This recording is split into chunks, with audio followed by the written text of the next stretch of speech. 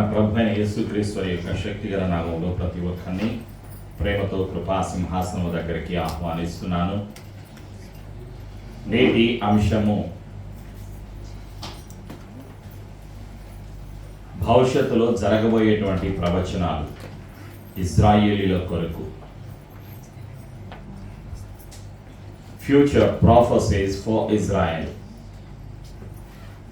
భవిష్యత్తులో జరగబోయేటువంటి ప్రవచనాలు ఇజ్రాయేలీల కొరకు.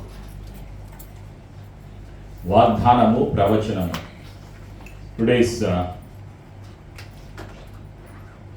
promise from the throne of grace, the book of Jeremiah, chapter 31, verse 3. ఇర్మియా గ్రంథము 31:13 వచనం. ఇర్మియా గ్రంథము 31:12 వచనం.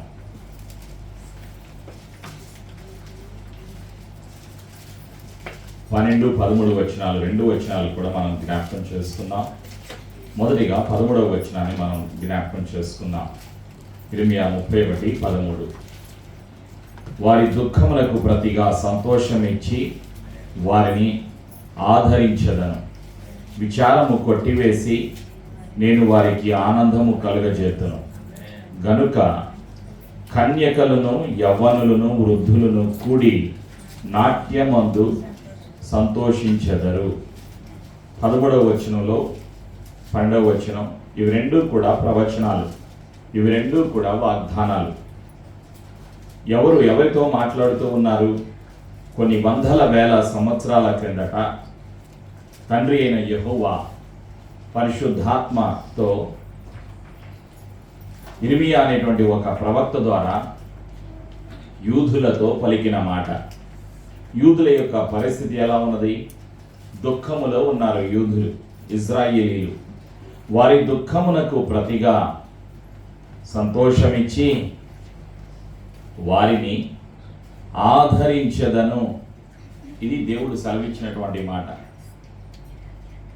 దుఃఖములో ఉన్నటువంటి వారిని ఆదరిస్తానంటున్నారు.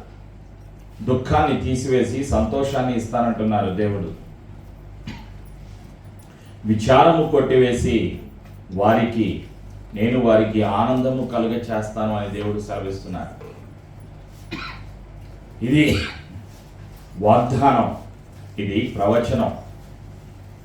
దేవుడు వాగ్దానం చేయటానికి, దేవుడు ప్రవచనం తెలియచేయటానికి గల కారణం ఏమిటి అంటే దేవుని ప్రేమ. యూదులలో ఇజ్రాయేలు జాతి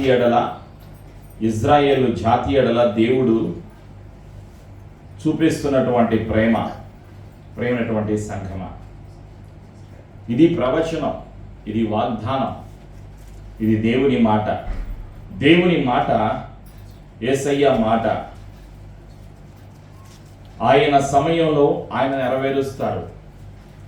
అయితే ఈరోజు మనం గుర్తుపెట్టుకోవలసినటువంటి సత్యం, ఇజ్రాయేలీలకు ప్రవచనాలు ఉన్నాయి, ఇజ్రాయేలీలకు వాగ్దానాలు ఉన్నాయి, ఇజ్రాయేలీలకు నిబంధన ఉన్నది. వీటన్నిటితో పాటు కష్టాలు కూడా ఉన్నాయి ఇజ్రాయేలీలకు. దాదాపుగా 300 రోజుల నుండి 300 మందిని బందీలుగా యూదులను ఇతర దేశంలో ఎక్కడ ఉంచారో తెలియదు. బందీలుగా ఉన్నారు యూదులు. ఇప్పుడు యుద్ధం, ఇజ్రాయేలులతో అన్యులు యుద్ధం చేస్తూ ఉన్నారు. మీకు తెలిసినటువంటి పరిస్థితే. అక్కడ పరిస్థితి ఎలా ఉంది? ఇజ్రాయెల్ దేశంలో పరిస్థితి దాదాపుగా 300 రోజుల నుంచి సైన్యం తల్లిదండ్రులకు, పిల్లలకు, కుటుంబాలకు దూరంగా యూదుల సైన్యం శత్రువులతో పోరాడుతూ ఉన్నారు. యుద్ధం, లోపల యుద్ధం, బయట యుద్ధం, సరిహద్దుల దగ్గర, బయట, లోపల యుద్ధ వాతావరణం ఉన్నది ఇజ్రాయేలు దేశంలో. అది ప్రస్తుత పరిస్థితి ప్రేమైనటువంటి సంఘమ. అయితే ప్రవచనం ఉన్నది, వాగ్దానం ఉన్నది, నిబంధన ఉన్నది. యూదులకు కష్టాలు కూడా ఉన్నాయి. అందుకే దేవుడు సెలవిస్తున్నారు. ప్రభు అంటున్నటువంటి మాట, వారి దుఃఖములకు ప్రతిగా సంతోషం ఇస్తానని దేవుడు సెలవిస్తున్నారు. వారిని ఆదరించేదను, విచారము కొట్టివేసి నేను వారికి ఆనందము కలుగ చేస్తాను అని దేవుడు సెలవిస్తున్నారు. ప్రజలు ఎక్కడ సంతోషించాలి? ఈ దేవునిలో సంతోషించాలి. 300 మందిని యూదులను శత్రువులు పట్టుకొని బందీలుగా తీసుకొని వెళ్ళారు.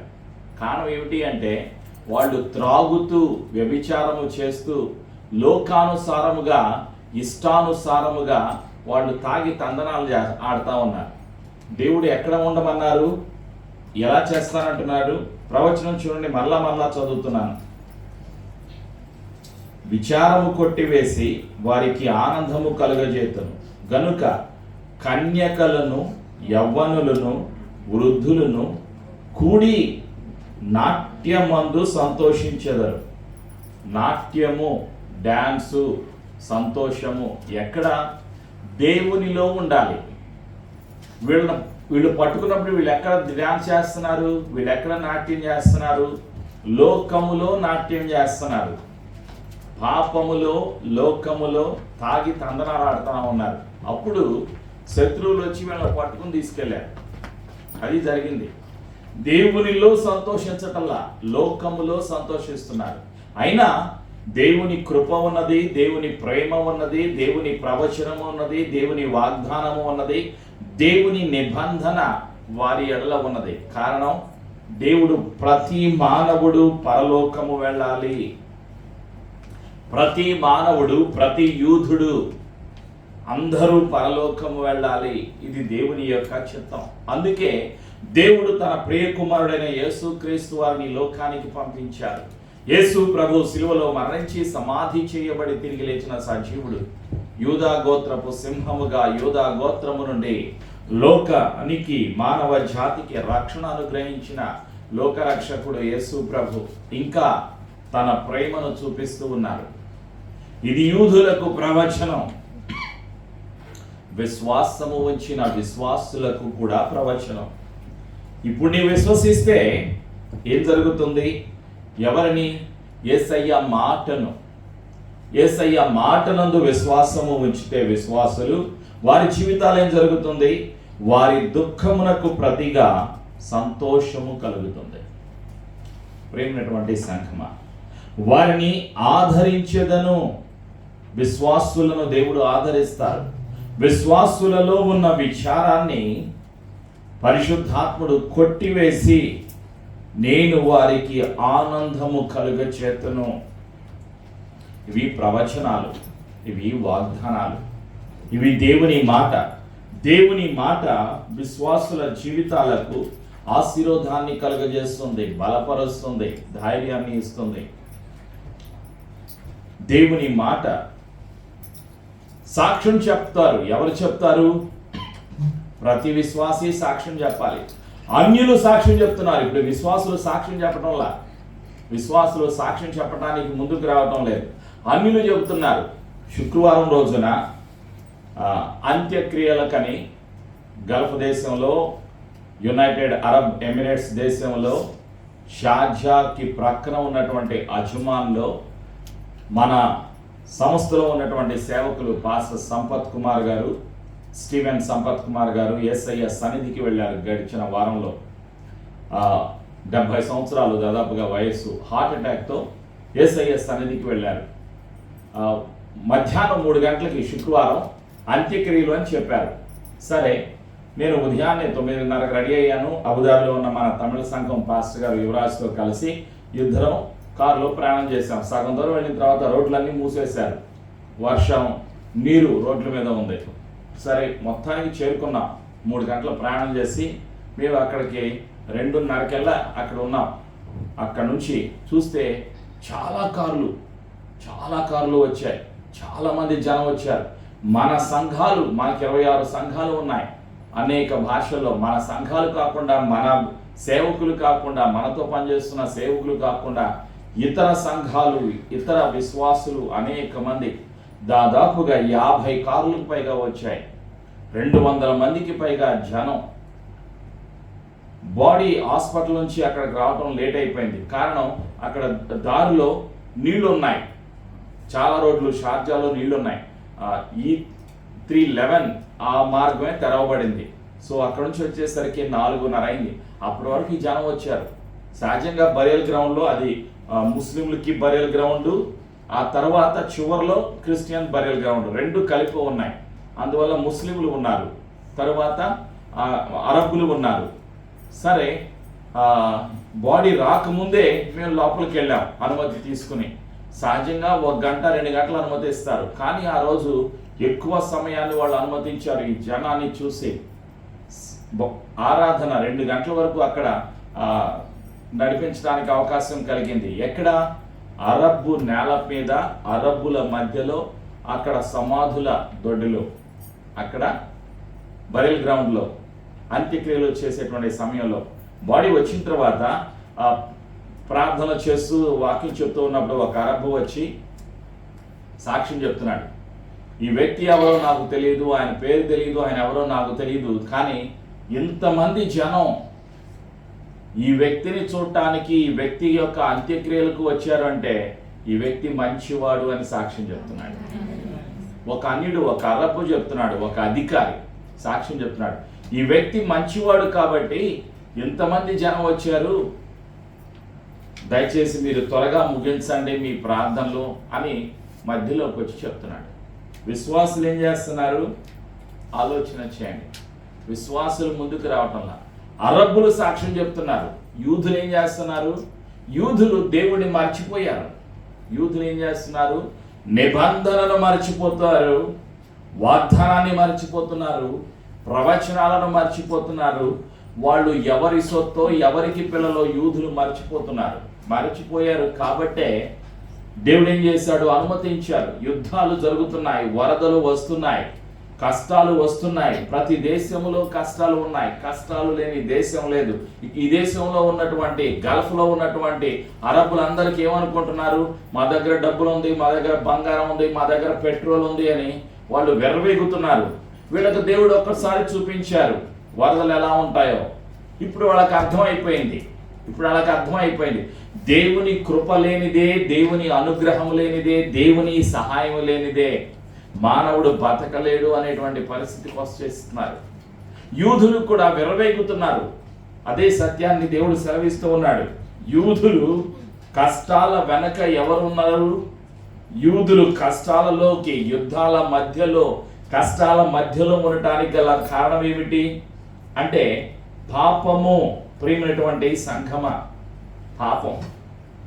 అసలు పాపం అంటే ఏమిటి? దేవునికి ఇష్టం లేనిది ఏది చేసినా పాపమే. ఆజ్ఞాతిక్రమమే పాపము. దేవుని యొక్క 10 ఆజ్ఞలను తిరస్కరించటం పాపం. దేవుని ప్రేమించకపోవటం పాపం. సృష్టికర్త అయిన యేసును నమ్మకపోవటం పాపం. విశ్వసించకపోవటం పాపం. ఘనపరచకపోవటం పాపం. వ్యతిరేకించుట పాపం. ఈ విధంగా మనం చూస్తే పాపాలు చాలా ఉన్నాయి. యూదులు ఏం చేస్తున్నారు? యూదులు దేవునికి దూరం అయిపోయారు, సృష్టికర్తకు దూరం అయిపోయారు.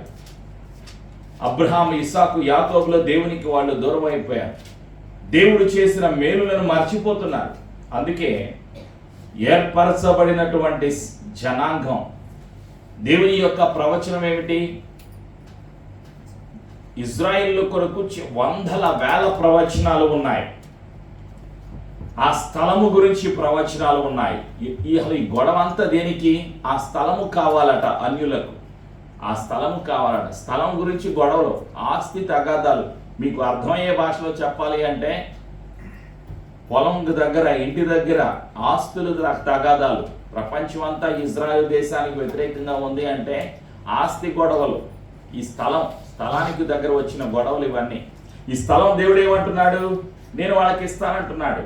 స్థలం దేవుడు వారికి, యూదులకు నేను ఇచ్చాను, అది యూదులది అని దేవుడు అంటున్నాడు. స్థలము గురించి వందల ప్రవచనాలు ఉన్నాయి. ప్రజల గురించి వందల ప్రవచనాలు ఉన్నాయి. పిల్లల గురించి వందల ప్రవచనాలు ఉన్నాయి. వాళ్ళ పంటలు, వాళ్ళ భూములు, వాళ్ళ ఆస్తి, వాళ్ళ యొక్క పశువులు గురించి వందల ప్రవచనాలు ఉన్నాయి. దేవుడు చేసిన వాగ్దానాలు, ప్రవచనాలు చాలా ఉన్నాయి. 1000కు పైగా ఉన్నాయి పరిశుద్ధ గ్రంథంలో. కొన్ని క్లుప్తంగా తెలియచేస్తాను. కీర్తన 89లో మూడవ వచనం. అందరూ చెప్పండి. నేను ఏర్పరచుకొనిన వారితో నిబంధన చేసి ఉన్నాను, నిత్యము నీ సంతానమును స్థిరపరచెదను. ఆమేన్. భూలోకములో ఎవరి సంతానము స్థిరపరచబడుతుంది? మొదటిగా యూదుల సంతానం, రెండవదిగా విశ్వాసుల సంతానము. యేసు దేవుని రక్షకునిగా అంగీకరించిన విశ్వాసుల యొక్క సంతానము స్థిరపరచబడుతుంది. ఆలోచన చేయండి. ఇప్పుడు పరిస్థితి ఎలా ఉంది? అక్కడ యుద్ధ వాతావరణం, ఏ సమయంలో ఏం జరుగుతుందో తెలియనటువంటి పరిస్థితి. కారణం ఏమిటి? పాపము. కీర్తన 78లో వాళ్ళు చేసిన అవిధేయత మనం చూస్తాం. ఇక్కడ కీర్తన 78లో 11వ వచనం. ఆయన క్రియలను, ఆయన వారికి చూపిన తన ఆశ్చర్య క్రియలను వారు మరచిపోయిరి.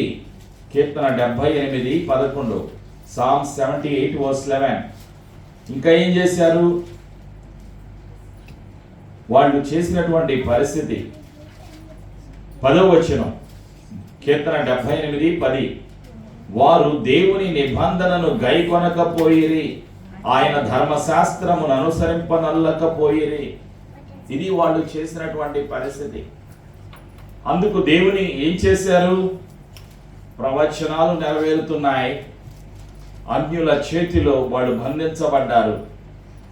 వాళ్ళు యొక్క అవిశ్వాసము, వాళ్ళ పాపము వాళ్ళ జీవితాలలో కష్టాలను తీసుకొని వచ్చాయి.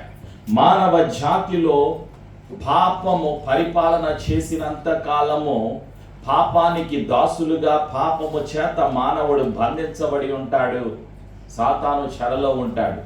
విడిపించటానికే ప్రభువైన యేసుక్రీస్తు వారి లోకానికి వచ్చారు. ప్రేమైనటువంటి సంగమ, కీర్తన 78:32 వచనం. ఇంత జరిగినను వారు ఇంకను పాపము చేయుచు ఆయన ఆశ్చర్య కార్యములను బట్టి ఆయనను నమ్ముకొనకపోయిరి. ఎవరు? యూదులు. యూదుల దగ్గర ఏమున్నది? ప్రవచనము ఉన్నది, వాగ్దానము ఉన్నది, నిబంధన ఉన్నది. అయినప్పటికీ వీళ్ళ భౌతిక పరమైన, ఆత్మీయ పరమైన వీళ్ళ పరిస్థితి ఎలా ఉన్నది? వీళ్ళు దేవునికి దూరం అయిపోయారు. ఇది వీళ్ళ పరిస్థితి. ప్రియమైనటువంటి సంఘమ, స్థలం దేవుడు ఇస్తాను అని వాగ్దానం చేశారు. ఆ స్థలం ఎవరిది? యూదులది. దేవుడు ఇచ్చింది. దినవృత్తాంతములు 17. దినవృత్తాంతముల గ్రంథములో ఒక సత్యాన్ని చూస్తాం. ఆ స్థలం గురించి దేవుడు చెప్పినటువంటి ప్రవచనాలు, కొన్ని ప్రవచనాలను మనం క్లుప్తంగా జ్ఞాపకం చేసుకుందాం. Chronicles, first book of Chronicles, chapter 17, 17వ అధ్యాయంలో ఒక సత్యాన్ని మనం జ్ఞాపకం చేసుకుందాం. 9వ వచనం.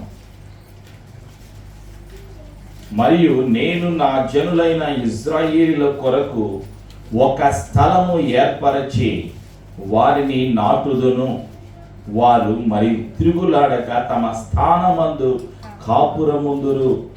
పూర్వమందు జరిగినట్లును నా జనులైన ఇశ్రాయేలీయుల మీద నేను న్యాయాధిపతులను నిర్ణయించిన కాలము మొదలుకొని జరుగుచూ వచ్చినట్లును దుష్టులు వారిని ఇక శ్రమ పెట్టకుందురు. నీ పగవారందరినీ నేను అణచివేసేదను. ఆలోచన చేయండి. 9-10 వచనాలు ఏమిటివి? వాగ్దానాలు. ఇవి ప్రవచనాలు. ఎవరికి? భౌతికముగా యూదులకు. యూదులకు ఏమున్నది? ప్రవచనము ఉన్నది, వాగ్దానము ఉన్నది, నిబంధన ఉన్నది. ఆలోచన చేయండి. కష్టాలు కూడా ఉన్నాయి. ప్రేమైనటువంటి సంఘమ, ఇది యూదుల పరిస్థితి. ఈ యొక్క పరిస్థితిని బట్టి సంఘము తెలుసుకోవలసినటువంటి సత్యం ఏమిటి? సంఘము ఆచారబద్ధమైన భక్తిని, ప్రార్థనను కలిగి ఉండకూడదు. ఆచారం అంటే ఆచారంలో పరిశుద్ధత లేదు, ఆచారంలో పరిశుద్ధత లేదు. అందుకే ఆచారబద్ధం. ఆచారం అది చేయకపోతే ఆచారబద్ధమైన భక్తి, ఆచారబద్ధమైన ప్రార్థన దేవునికి ఇష్టం లేదు. దేవునికి కావాల్సింది, దేవుడు కోరుకునేది పరిశుద్ధమైనది, ఆజ్ఞకు లోబడేటువంటిది. మీకు అర్థమయ్యే భాషలో చెప్తాను. ఏమిటి అంటే, ఇప్పుడు చూడండి, ఒక బండి ఉన్నా లేదా ఒక కారు ఉన్నా దాన్ని నడుపుతూ ఉన్నారనుకోండి, నడపటం వచ్చు, బండి ఉంది. ఎంత మంచి బండి ఉన్నా, క్రొత్త బండి ఉన్నా, ఎంత బాగా నడపడం నీకు తెలుసున్నా, రోడ్డు ట్రాఫిక్ రూల్స్ పాటించలేదు అనుకోండి, ఏం జరుగుతుంది? ప్రమాదాలు జరుగుతాయి. బండి ఖరీదైందే, నీకు నడపటం బాగా వచ్చు, కానీ ఉండాలి అక్కడ? ఆ రోడ్డుని, రూల్స్ను పాటించాలి. పాటించకపోతే ప్రమాదాలు గురవుతాయి. దాన్ని బైబిల్ భాషలో చెప్పాలి అంటే విధేయత. నాకు అంతా తెలుసు అనేటువంటి స్థితికి మానవుడు వచ్చేస్తున్నాడు. నాకంతా తెలుసు అనే స్థితికి మానవుడు వస్తే ఇక నేర్చుకోవడానికి ఏం లేదు. ప్రతిరోజు కూడా యేసయ్య సన్నిధికి నాతో మాట్లాడు, నీకు ఇష్టమైన జీవితాన్ని నేను జీవించడానికి ఏం చేయాలో నాకు నేర్పించు అనే ఆలోచనే భక్తిలో, భక్తి జీవితానికి మొదటి మెట్టు, ప్రార్థనా జీవితానికి మొదటి మెట్టు. నీ ప్రార్థనా జీవితాన్ని బట్టి, నీ ఆత్మీయ స్థితిని బట్టి, నీ సంబంధాన్ని బట్టి నీ యొక్క మాట, నీ యొక్క క్రియ, నీ యొక్క జీవితం ఆధారపడి ఉంటుంది. ప్రేమైనటువంటి సంఘమ, విశ్వాసులారా, నీలో త్యాగము లేదు అంటే అర్థం ఏంటి? నీ ఆత్మీయ జీవితంలో నీవు ఎదగటం లేదు, నీవు విశ్వాసంలో ఎదగటం లేదు, ప్రార్థనలో ఎదగటం లేదు, కృపలో ఎదగటం లేదు, పరిశుద్ధతలో ఎదగటం లేదు, ప్రవచనాలలో నీవు ఎదగటం లేదు అని అర్థం. ప్రవచనాలు నెరవేరటం లేదు. కారణం ఏమిటి? నీ ఎదుగుదలను బట్టి నీ ఆశీర్వాదము ఆధారపడి ఉన్నది. దేవుడిచ్చారు. యూదులకేమున్నది? వాగ్దానం ఉన్నది. యూదులకేమున్నది? ప్రవచనము ఉన్నది. యూదులకేమున్నది? నిబంధన ఉన్నది. క్రైస్తవ సమాజానికి ఏమున్నది? మనకు కూడా ఈ మూడు ఉన్నాయి. నీకు నాకేమున్నది? యేసు రక్త నిబంధనలో ఉన్నాం మనం. మనకున్నటువంటిది ఈ లోకములో ఎవరికీ లేదు. అన్యులకు లేనిది క్రైస్తవ సమాజానికి ఉన్నదేమిటి? క్రీస్తు యేసు రక్త నిబంధనలో మనం ఉన్నాం. విశ్వాసులకు వాగ్దానం ఉన్నది. విశ్వాసుల జీవితాల్లో ఏమున్నాయి? ప్రవచనాలు ఉన్నాయి. మరి ఇవి మూడు ఏం చేయాలి? ఫలాన్ని చూడాలి, ఆత్మీయ ఫలాన్ని చూడాలి. ప్రేమైనటువంటి సంఘమా, విశ్వాసులారా, ఈ మన జీవితాల్లో ఏం చేయాలి? ప్రజలు, యూదుల గురించి దేవుడు కొన్ని వందల ప్రవచనాలు తెలియచేస్తూ ఉన్నాడు. కొన్ని ప్రవచనాలు జ్ఞాపకం చేసుకున్నాం. ఆదికాండములో 18వ అధ్యాయం, జెనసిస్ చాప్టర్ 18, ఆదికాండము 18, 17, జెనసిస్ చాప్టర్ 18 verses 17 and 18. అప్పుడు యెహోవా, నేను చేయబోవు కార్యము అబ్రహామునకు దాచేదనా? అబ్రహాము నిశ్చయముగా బలము గల గొప్ప జనమగును, అతని మూలముగా భూమిలోని సమస్త జనములను ఆశీర్వదింపబడును. ఇది జరిగినటువంటిది. దేవుని యొక్క ఆలోచన, దేవుని ప్రణాళిక ఇక్కడ మనం చూస్తున్నాం. ప్రేమైనటువంటి సంఘమ, చెయ్యాలి అనుకున్నది దేవుడు చెప్పకుండా దాచిపెట్టలేదు. నీ జీవితంలో దేవుడు ఏదైతే చెయ్యాలనుకుంటున్నారో దేవుడు చెప్తూ ఉంటారు, వాక్యము ద్వారా, పరిశుద్ధాత్మ ద్వారా. ఈ 2 వచనాలు వాళ్ళ ప్రజలు, యూదుల పిల్లల గురించి దేవుడు సెలవిచ్చాడు. ప్రేమైనటువంటి సంఘమ, 28వ అధ్యాయంలో మరొక సత్యాన్ని చూస్తాం. ఆదికాండం 28, 13, 14 వచనాల్లో, నీ సంతానము భూమి మీద లెక్కకు ఇసుక రేణువుల వలె అగును. నీవు పడమటి తట్టును, తూర్పు తట్టును, ఉత్తరపు తట్టును, దక్షిణపు తట్టును వ్యాపించెదవు. భూమి యొక్క వంశములన్నీ నీ మూలముగా, నీ సంతానము మూలముగాను ఆశీర్వదింపబడును. ఇదిగో నేను నీకు తోడైయుండి నీవు వెళ్ళు ప్రతి స్థలమందు నిన్ను కాపాడుచు ఈ దేశములకు నిన్ను మరలా రప్పించెదను, నేను నీతో చెప్పినది నెరవేర్చు వరకు నిన్ను విడువనని చెప్పగా. ఎవరితో మాట్లాడుతున్నారు? ఇజ్రాయేలు జాతితో సర్వశక్తి గల దేవుడు, నమ్మదగిన దేవుడు, పరిశుద్ధుడైన తండ్రి తన స్వరాన్ని వినిపిస్తున్నాడు. పరిశుద్ధాత్ముడు వినిపిస్తున్నటువంటి సత్యం. ప్రియమైనటువంటి ప్రజలారా, స్థలము గురించి వాగ్దానము, ప్రవచనాలు ఉన్నాయి. ప్రజల గురించి ప్రవచనాలు ఉన్నాయి. మందిరము, యెరూషలేము మందిరము గురించి ప్రవచనాలు ఉన్నాయి. హగ్గై గ్రంథము, ద బుక్ ఆఫ్ హగ్గై 2వ అధ్యాయంలో ఉన్న సత్యాన్ని మనం జ్ఞాపకం చేసుకుందాం. ఒక ప్రవచనాన్ని మనం జ్ఞాపకం చేసుకుందాం. హగ్గై గ్రంథములో ఉన్నటువంటి ప్రవచనం. ప్రేమైనటువంటి సంఘమ, ఇది వాళ్ళ యొక్క పరిస్థితి. యూదులు 9వ వచనం, ఈ కడవరి మందిరం యొక్క మహిమ మునుపటి మందిరం యొక్క మహిమను మించున్నది, సైన్యములకు అధిపతియగు యెహోవా సెలవిచ్చుచున్నాడు. కలిసి నాతో చెప్పండి, ఈ స్థలమందు నేను సమాధానము నిలుపననుగ్రహించెదను. ఇదే సైన్యములకు అధిపతియగు యెహోవా వాక్కు. ఆమేన్. యెరూషలేము మందిరము గురించి దేవుని యొక్క ప్రవచనం, దేవుని యొక్క వాగ్దానం. ఇది దేవుని యొక్క మాట. ఏ స్థలములో? యెరూషలేము దేవాలయములో, యెరూషలేము పట్టణములో ఏముంటుంది? సన్నిధి, దేవుని యొక్క సన్నిధి, దేవుని యొక్క ప్రేమ, దేవుని శక్తి విడుదల చేయబడతాయి. భవిష్యత్తులో ప్రకటన గ్రంథములో 21వ అధ్యాయంలో 22వ వచనంలో చూస్తాం. భవిష్యత్తులో జరగబోయేటువంటి సత్యం ఏమిటి? 21వ అధ్యాయం 22వ వచనం, ద బుక్ ఆఫ్ రెవల్యూషన్ 21:22. కలిసి నాతో చెప్పండి, దానిలో ఏ దేవాలయమును నాకు కనబడలేదు, సర్వాధికారి అయిన దేవుడగు ప్రభువును గొర్రె పిల్లయు దానికి దేవాలయమై ఉన్నారు. ఆమేన్. ఇది కనిపించని స్థలము, పరలోకము.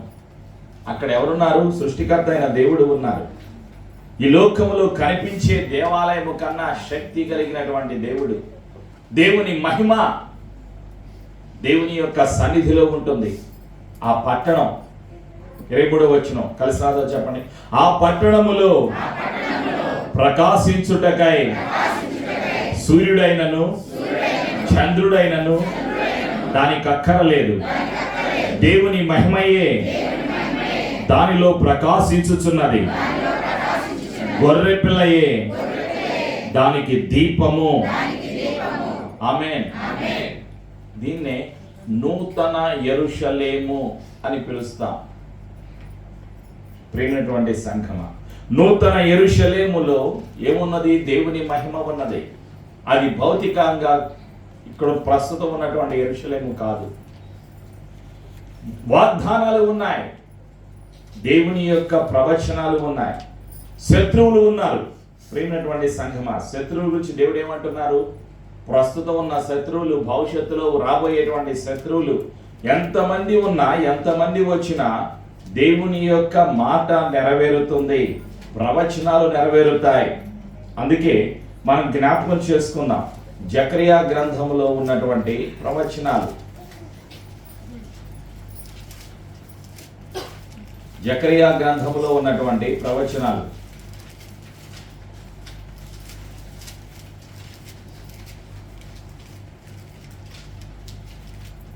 పన్నెండవ అధ్యాయంలో పరిశుద్ధాత్ముడు బయలుపరుస్తున్నటువంటి 9వ వచనం, the book of Zechariah chapter 12:9. కలిసి నాతో చెప్పండి, ఆ కాలమున యెరూషలేము మీదికి వచ్చు అన్య జనులందరినీ నేను నశింపచేయ పూనుకొనేదను. ఆమేన్. నిన్న నేడు రేపు శత్రువు ఎవరైనా, ఏ జాతి అయినా, ఏ దేశమైనా ఇశ్రాయేలీయులకు వ్యతిరేకముగా, యెరూషలేము మీదకు వ్యతిరేకంగా ఎవరు, అన్యజనులు ఎంతమంది బయలుదేరినా, ఎన్ని ఆయుధాలతో వచ్చినా, వాళ్ళ దగ్గర ఏమున్నా ఏమైపోతారు? వాళ్ళే నశించిపోతారు. ఈ యుద్ధంలో ఏం జరుగుతుంది? ప్రస్తుతం జరుగుతున్న యుద్ధంలో ఏం జరుగుతుంది? వాళ్ళకే నష్టం, వాళ్ళకే నష్టం. వీళ్ళకి కూడా కొంత నష్టం జరిగింది. కారణం వీళ్ళలో ఉన్న విధేయత, వీళ్ళలో ఉన్న పాపం. కానీ శత్రువు అంతరించిపోతాడు. ప్రియమైనటువంటి సంఘం, మరి సంఘం ఏం చేయాలి? సంఘము ఎవరి ఎడల మనసులో ద్వేషం ఉండకూడదు. అందరూ రక్షణ పొందాలి, అందరూ క్రీస్తు యేసు ప్రేమను అనుభవించాలి, అందరూ యేసయ్య కృప ద్వారా రక్షణ పొందాలి. కాబట్టి సంఘము అందరి కొరకు ప్రార్థన చేయాలి. యెరూషలేము క్షేమము కొరకు, యెరూషలేము రక్షణ కొరకు, యెరూషలేము భద్రత కొరకు, బంధించబడిన యూదుల విడుదల కొరకు సంఘము ప్రార్థన చేయాలి. యెరూషలేముకు ప్రవచనాలు ఉన్నాయి, ఇశ్రాయేలీయులకు ప్రవచనాలు ఉన్నాయి, నీకు ప్రవచనాలు ఉన్నాయి. నీకు దేవుడు కృప చూపుతున్నారు, ఈ అవకాశాన్ని ఇచ్చారు. ప్రేమైనటువంటి సంఘమ, సత్యాన్ని తెలుసుకోవటానికి అవకాశం కలిగింది. జకరియా గ్రంథంలో 12వ అధ్యాయంలో 3వ వచనం, the book of Zechariah chapter 12 verse 3. కలిసి నాతో చెప్పండి. ఆ దినమందు నేను యెరూషలేమును సమస్తమైన జనులకు బరువైన రాయిగా చేతును,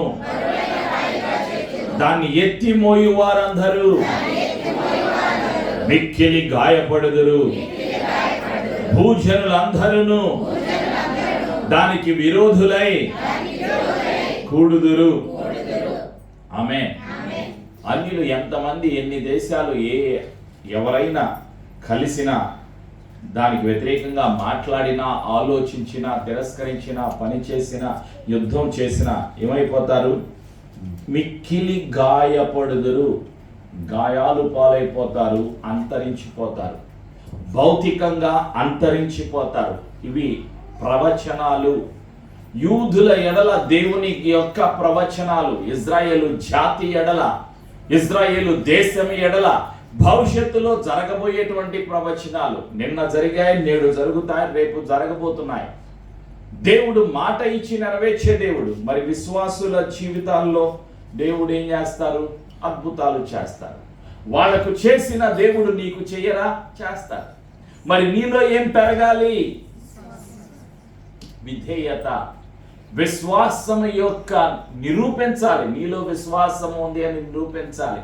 ఎవరికి కనిపిస్తుంది విశ్వాసం? కళ్ళకు కనిపించదు విశ్వాసం. విశ్వాసము లోపల ఉంటది, బయట విధేయత చూస్తాం, బయట విధేయత చూస్తాం. విధేయతకే సాక్ష్యము చెప్తాం. అరబ్బులు సాక్ష్యం చెప్తున్నారు అజమాన్లో. దేనికి? విధేయతకు.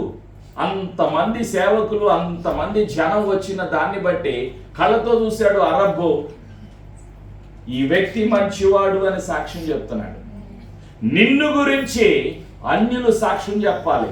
ఆ స్త్రీ, ఆ అమ్మాయి, ఆ సహోదరి, ఆ సహోదరుడు మంచివాడు, నా ఇంటిలో, నా కంపెనీలో పనిచేస్తున్నటువంటి వ్యక్తి చాలా మంచివాడు, ఆ వ్యక్తి ప్రార్థనకు వెళ్ళటానికి నేను అనుమతి ఇస్తాను, ఆ వ్యక్తి ప్రార్థన చేస్తున్నాడు కాబట్టి నాకు కూడా ఆశీర్వాదం కలుగుతుంది అని యజమానులు సాక్ష్యం చెప్పాలి, అన్యులు సాక్ష్యం చెప్పాలి. ఇదే దేవుడు నీ నుండి, నా నుండి ఆశిస్తుంది, దేవుడు కోరుకుంటుంది. వాళ్ళతో కలిసిపోతే మనకి తేడా ఏంటి చెప్పండి? కలిసిపోకూడదు, లోకముతో కలిసిపోకూడదు. లోకములో నుండి వేరుపరచబడిన వారుగా విశ్వాసులు ఉండాలి. దేవుడు మనకి వాక్యం ఇచ్చారు, మనం ఎదగాలి, మనం ఎదగాలి, ఆత్మలో ఎదగాలి. ఆలోచన పాస్టర్ గారు చూడండి, వారానికి ఒక సూట్లు దేవునికి స్తోత్రాలు. మీరే అందరూ ఏం చూస్తున్నారు? సూట్లు చూస్తున్నారు. లోపల ఉన్న బాగా చోట్ల, బయట ఉన్న సూట్లు చూస్తున్నారు. దేవునికి స్తోత్రాలు. లోపల కనిపించదు, లోపల విశ్వాసం, లోపల బయట విధేయత చూడాలి. మనుషుల్లాగా అందరిలాగా బయటికే చూస్తే ఎలా?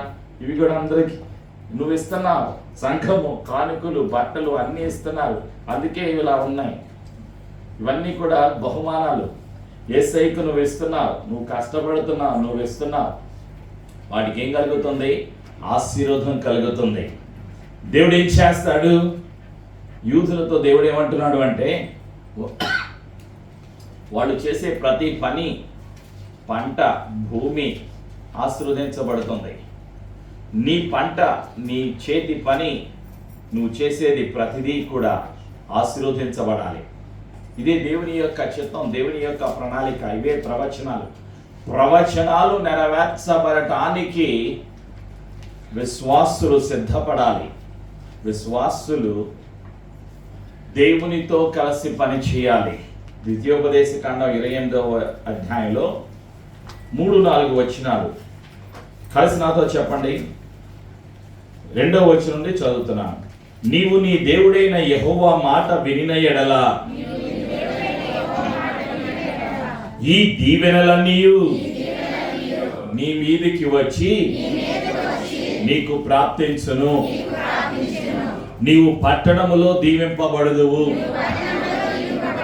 పొలములో దీవింపబడుదువు. నీ గర్భఫలము, నీ భూఫలము, నీ పశువుల మందలు, నీ దుక్కిటెద్దులు, నీ గొర్రె మేకల మందలు దీవింపబడును. ఆమేన్. ఇలా 14 వచనాల వరకు మనం చూసుకున్నట్లయితే ఇవన్నీ కూడా వాగ్దానాలు, ఇవన్నీ కూడా ప్రవచనాలు. ఎవరికి? భౌతికంగా యూదులకు.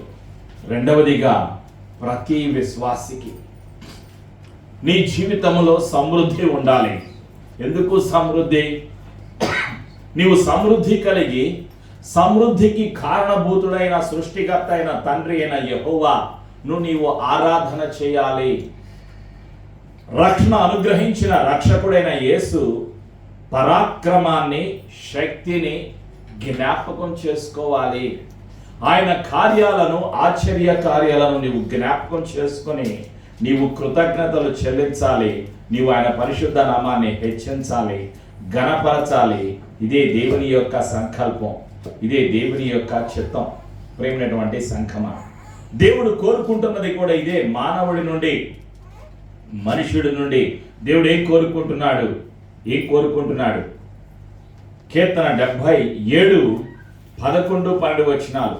దేవుడికి నీ నుండి ఏం కావాలి? కలిసి నాతో చెప్పండి. యెహోవా చేసిన కార్యములను, పూర్వము జరిగిన నీ ఆశ్చర్య కార్యములను నేను మనస్సునకు తెచ్చుకొందును. నీ కార్యమంతయు నేను ధ్యానించుకొందును.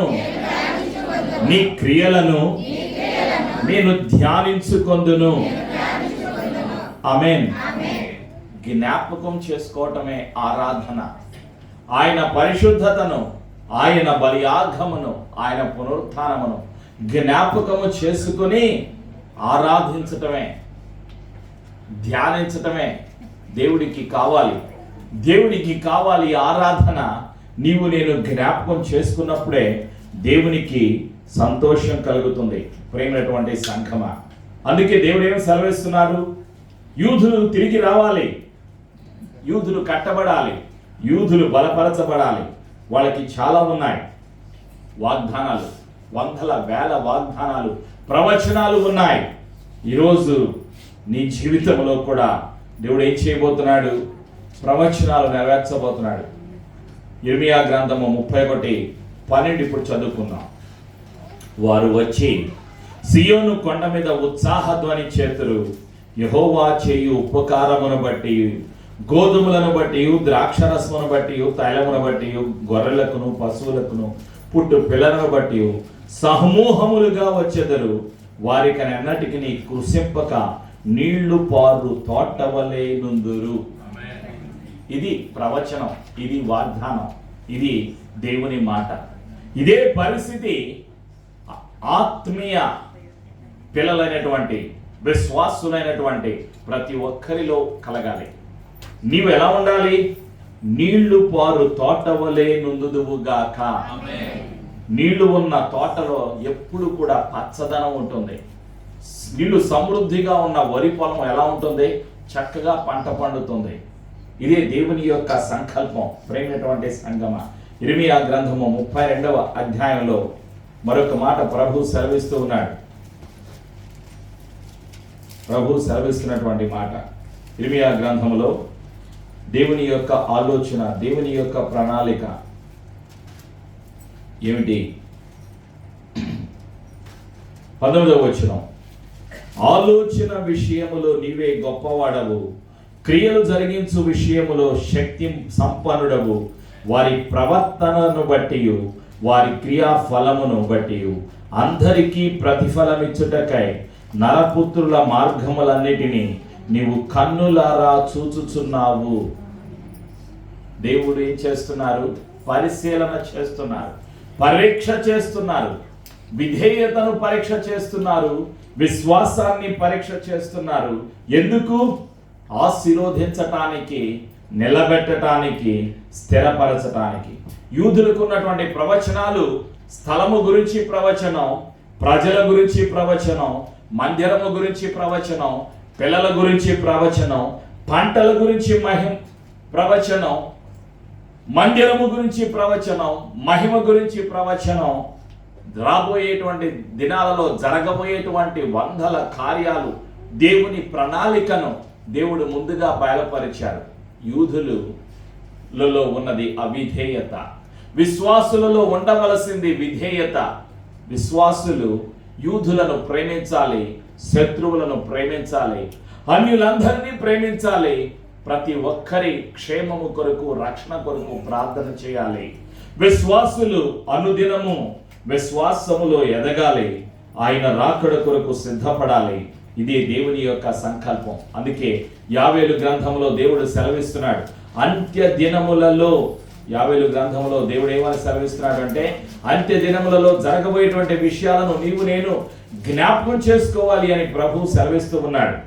16-17 వచనాలు, యెహోవా సియోనులో నుండి గర్జించుచున్నాడు, యెరూషలేములో నుండి తన స్వరము వినబడ చేయుచున్నాడు. భూమి ఆకాశములు వణుకుచున్నవి, అయితే యెహోవా తన జనులకు ఆశ్రయమగును, ఇశ్రాయేలులకు దుర్గముగా ఉండును. కలిసి నాతో చెప్పండి, అన్యులక మీదట దానిలో సంచరింపకుండా యెరూషలేము పరిశుద్ధ పట్టణముగా ఉండును.